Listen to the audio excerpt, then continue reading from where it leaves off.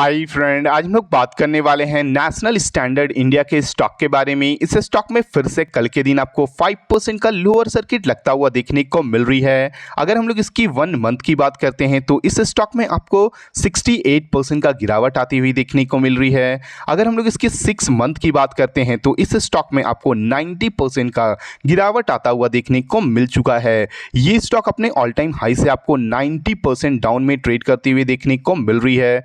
आज की इस वीडियो में हम लोग बात करने वाले हैं कि इस स्टॉक में आपको कहां से रिवर्सल आती हुई देखने को मिल सकती है और इस स्टॉक में क्या अभी आपको इन्वेस्ट करना है या इसे अवॉइड करना है। सबसे पहले हम लोग कंपनी के फाइनेंशियल पे नज़र डालने वाले हैं, उसके बाद इसके चार्ट पे चल के समझने वाले हैं कि इस स्टॉक में आपको कहां से रिवर्सल आती हुई देखने को मिल सकती है। उसके बाद हम लोग इसके सबसे इंपॉर्टेंट जो डेटा है उस पर नज़र डालने वाले हैं। चलिए हम लोग कंपनी के फाइनेंशियल पे नज़र डालते हैं।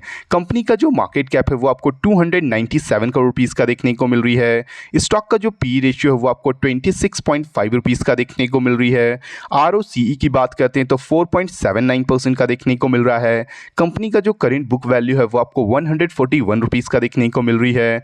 ROE की बात करते हैं तो 3.49% का देखने को मिल रही है और कंपनी का जो फेस वैल्यू है वो आपको 10 रुपीज़ में देखने को मिल रही है। अगर हम लोग इस कंपनी के क्वार्टरली रिजल्ट्स पे नज़र डालते हैं तो आप देख सकते हो कंपनी का जो सेल्स आपको मार्च 2026 में आपको ये 0 करोड़ रुपीज़ का था, वही जून 2026 में आपको ये नेगेटिव -1.02 करोड़ रुपीज़ का होता हुआ देखने को मिल रहा है। मतलब कंपनी का जो सेल्स है वो आपको नेगेटिव में जाती हुई देखने को मिल रही है। कंपनी की अगर हम लोग ऑपरेटिंग प्रॉफिट की बात करते हैं तो मार्च 2026 में जो कंपनी का प्रॉफिट आपको नेगेटिव में था 2.99 करोड़ रुपीज़ का, वही जून वाले क्वार्टर में आपको ये -1.09 करोड़ रुपीज़ का होता हुआ देखने को मिल रहा है। कंपनी आपको क्वार्टर ऑन क्वार्टर बेसिस पे कंपनी आपको कुछ खास वैसा करती हुई नहीं देखने को मिल रही है। कंपनी का सेल्स भी आपको नेगेटिव में जाता हुआ देखने को मिल रहा है और कंपनी का आपको ऑपरेटिंग प्रॉफिट भी आपको नेगेटिव में देखने को मिल रही है। इसीलिए आपको इस स्टॉक में back to back lower circuit भी लगता हुआ देखने को मिल रहा है।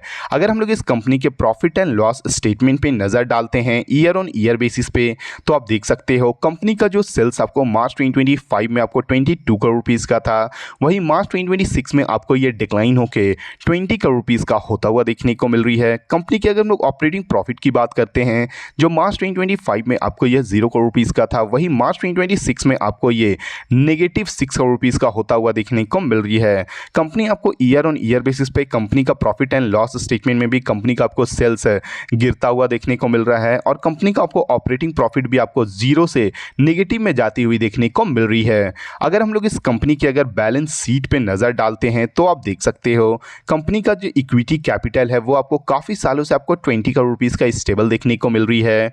वहीं पे कंपनी की अगर हम रिजर्व्स की बात करते हैं तो मार्च 2025 में जो कंपनी का रिजर्व आपको 252 करोड़ रुपीज़ का था, वही मार्च 2026 में आपको यह बढ़ के 262 करोड़ रुपीज़ की होती हुई देखने को मिल रही है।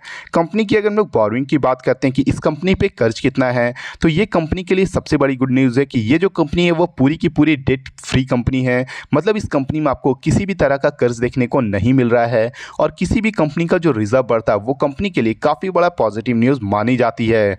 अगर हम लोग इस कंपनी के अगर शेयर होल्डिंग पैटर्न पे नज़र डालते हैं तो आप देख सकते हो कंपनी की अगर हम लोग प्रोमोटर की बात करते हैं तो जून 2026 के अकॉर्डिंग कंपनी में जो प्रोमोटर का होल्डिंग है वो आपको 73.94% का देखने को मिल रही है और पब्लिक की होल्डिंग की अगर हम लोग बात करते हैं तो 26.06% का देखने को मिल रहा है। कंपनी की अगर हम लोग ओवरऑल फाइनेंशियल की बात करते हैं तो आपको वो एक डिसेंट सा देखने को मिल रहा है। ना कंपनी में आपको सेल्स बढ़ती हुई देखने को मिल रही है, ना प्रॉफिट बढ़ता हुआ देखने को मिल रहा है और दोनों के दोनों आपको नेगेटिव में देखने को मिल रही है, जो इस कंपनी के लिए नेगेटिव न्यूज़ मानी जा सकती है। चलिए हम लोग इस स्टॉक के चार्ट पे चल के समझते हैं कि इस स्टॉक में आपको कहां से रिवर्सल आती हुई देखने को मिल सकती है। जैसे कि आप देख सकते हैं हम लोग इस स्टॉक के चार्ट के ऊपर आ चुके हैं। ये स्टॉक जब से आपको लिस्टिंग हुई है उसके बाद आपको इस स्टॉक में बैक टू बैक आपको इसमें गिरावट आता हुआ देखने को मिला है और लोअर सर्किट भी लगती हुई देखने को मिल रही है। ये स्टॉक करेंटली अभी आपको 148 रुपीज़ में ट्रेड करता हुआ देखने को मिल रही है। अगर जब भी आपको इस स्टॉक में रिवर्सल आती हुई देखने को मिलती है तो इस स्टॉक में आपको काफ़ी अच्छा बाउंस बैक आता हुआ देखने को मिल सकता है, क्योंकि ये स्टॉक आपको लगातार आपको काफ़ी बड़ी अपनी जो करेक्शन है मतलब गिरावट है ब्रेकआउट करके आपको इसमें काफ़ी बड़ी आपको गिरावट आता हुआ देखने को मिल रही है। इसीलिए इस स्टॉक में अभी आप इन्वेस्ट ना करें, क्योंकि इस स्टॉक में आपको कहाँ तक ये गिरावट जा सकती है इसकी आइडिया अभी किसी को नहीं है, क्योंकि इस स्टॉक में आपको काफ़ी बड़ी आपको ना ही सेल्स बढ़ती हुई देखने को मिल रही है, ना ही आपको प्रॉफिट बढ़ता हुआ देखने को मिल रहा है। चलिए हम लोग इस स्टॉक के सबसे इंपॉर्टेंट जो डेटा है हम लोग उस पर नज़र डालते हैं। जैसे कि आप देख सकते हैं हम लोग इस स्टॉक के BSE के साइट पे आ चुके हैं। ये जो स्टॉक है वो करेंटली अभी आपको ASM लॉन्ग टर्म स्टेज 1 में ट्रेड करता हुआ देखने को मिल रही है, जो इस स्टॉक के लिए अगेन आपको एक नेगेटिव न्यूज़ मानी जा सकती है।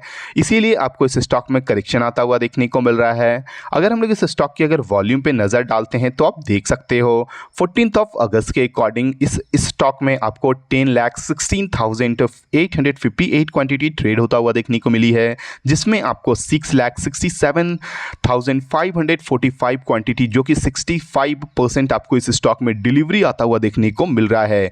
इस स्टॉक में इतनी बड़ी क्रैश के बाद भी आपको इस स्टॉक में डिलीवरी आता हुआ देखने को मिल रही है 65% का, तो इस स्टॉक के लिए थोड़ी सी पॉजिटिव न्यूज़ है। मतलब काफ़ी लोग अभी भी इस स्टॉक में इन्वेस्ट कर रहे हैं। अगर आप भी इस स्टॉक में इन्वेस्ट करने के बारे में सोच रहे हो या इन्वेस्ट कर चुके हो तो प्लीज़ एक बार खुद की भी एनालिसिस ज़रूर करना, क्योंकि ये जो वीडियो वो केवल एजुकेशन पर्पज़ के लिए है। अगर आपको इस वीडियो से थोड़ी भी वैल्यूएबल इंफॉर्मेशन मिली हो तो प्लीज़ वीडियो को लाइक और चैनल को सब्सक्राइब करना ना भूलें। Thank you.